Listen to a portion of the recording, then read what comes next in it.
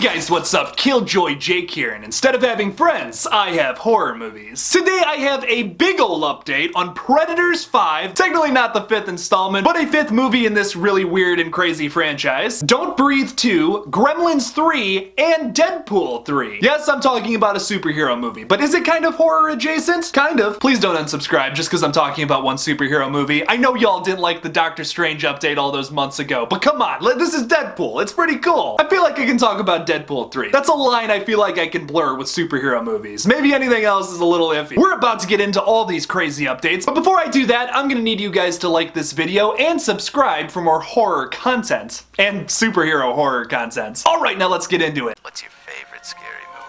Well, sometimes that is better. Oh, no, not the beast! Not the beast! There are other entities who are malevolent and have a more insidious agenda.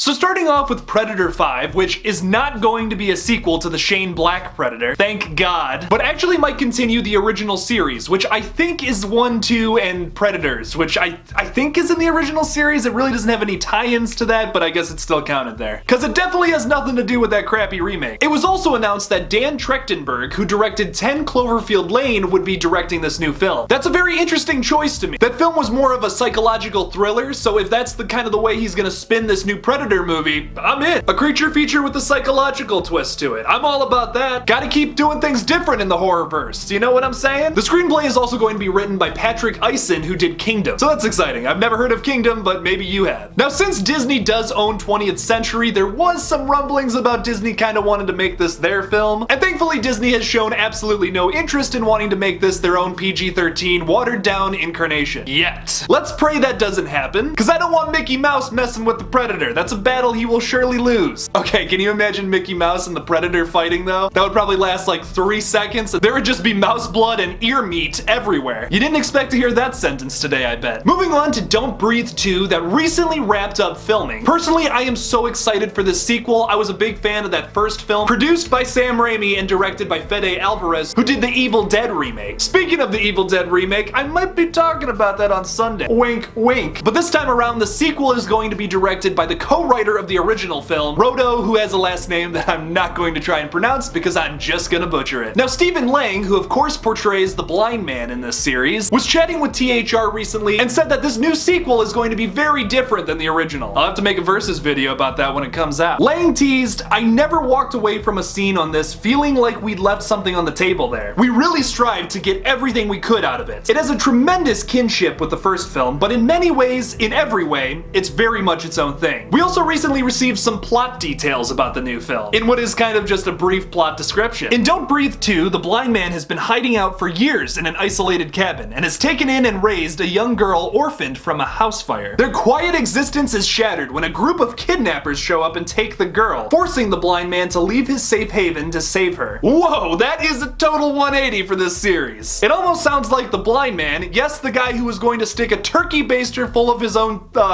seed, that's YouTube friendly, I guess, into somebody is going to be the protagonist in this new film. Kinda whack. But if that means once again we are going to see this character walking around through the dark and killing teenagers, well, I'm all about it. After seeing the original film, I was kinda hoping that somehow he would track down the girl from the first movie. Is that a spoiler alert for the end of Don't Breathe? Probably. I won't go any further into that because it's not happening, but it would be kinda cool to see a movie like that. Now moving on to Gremlins 3. Now on top of some movie news about a third Gremlins film coming out, there is in fact already an animated series coming out on HBO Max sometime next year. So if you can't wait for this movie to happen, which it's probably not going to be anytime too soon, you will get an animated series sometime in 2021. If you have an HBO Max subscription, that is. But Christopher Columbus, no, not the jackass that pretended to find America 600 years ago, the awesome film director and writer who wrote the original screenplay for the first Gremlins and directed a lot of the Harry Potter movies, which I'm a big fan of, says he already has a script for Gremlins 3. Columbus said in a quote, "I would love to do it. movies. I wrote a script, so there is an existing script. We're working out some rights issues right now, so we're just trying to figure out when the best time to make that film would be. I would still do it the same way. I would do it as tangible puppets, not CGI. Maybe having, you know, we had one stop motion scene in the first Gremlins, but I don't think I'd use much CGI in Gremlins 3. Thank God! Thank the horror gods, because I do not want a Gremlins 3 with a bunch of CGI gremlins running around. That would look like garbage. Haha! Now besides that little bit of news that we do have a script and that there's actually going to be tangible puppets, there's really not much of an update here. But it is exciting to know we're getting a third film in this epic franchise of horror comedy. And moving on to another threequel that I'm very, very excited about, Deadpool 3. Now we got some really controversial news about this earlier this week. The original writing team behind the first two Deadpool movies and the first two Zombieland movies, I'm still holding out for Zombieland 3. I think it could happen. They are no longer attached to Deadpool 3, which is very iffy and sketchy to me. Now they're going to be replaced by the this word sisters that I cannot pronounce once again. I'm horrible at pronouncing things, I'm not even gonna try with some of these. But if you're unfamiliar with them, they're the head writers from Bob's Burgers. Now I have some mixed feelings about this. Personally, I love both Bob's Burgers and the Deadpool series, but both of them are very separate types of humor. Both kinds of humor that I like, but I don't know how they'll do mixing it together. Deadpool is very crude and loud and crazy. Wait!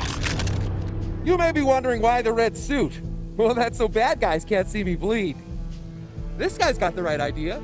He wore the brown pants. Where the characters in Bob's Burgers, their comedy kind of comes from awkward situations. It's a mermaid who loves beef. Is that a used pinata? No, it's my sculpture. It's paper mache. I made it last night. Did you wake up next to it in a pool of your own vomit? Honestly, it worries me that they're gonna try and attempt to make a watered down version of Deadpool that's almost more PG-13 leaning than it is R-rated, which very much scares me. You can't have a Deadpool movie without Wade Wilson's filthy mouth. So if they're gonna try and make this humor more like Bob's Burgers humor, I don't know if I'm gonna dig that or not. And I really hate to discredit those sisters who write Bob's Burgers, and also they have a new show on Fox that I cannot remember the name of it. Everything I've seen them do is pretty fantastic, but just way different than Deadpool. And since this is a horror channel after all, let's talk about all the crazy action kills and deaths we get in Deadpool 2. How comfortable are they going to be writing stuff like that? Is it in their range or not? I don't know. My worry here is that they try to water it down, and I really hope that's not the case here. The first Deadpool is easily one of my favorite films of all time. It honestly is the thing that kind of got me in the superhero movies. I wasn't super into the MCU until I saw that, and then I was like, oh, why isn't Deadpool in this? So if this is the film that kind of introduces him into the MCU, I hope it kicks butt. And although I have mixed feelings, I guess we're just gonna have to wait and see what happens. So what do you guys think about all these updates on 3 horror movies and a superhero movie? Once again, please don't unsubscribe, please. I swear I'll never talk about superheroes again if you don't like this. Leave me something about it in the comments below. Thank you guys so much for watching my little update on all 4 of these upcoming films. Don't forget to like this video and subscribe for more horror content. Don't forget to follow me on Twitter at KillJoyJake1 and on Instagram at KillJoy_Jake. And as always, don't forget to kill it out there, y'all.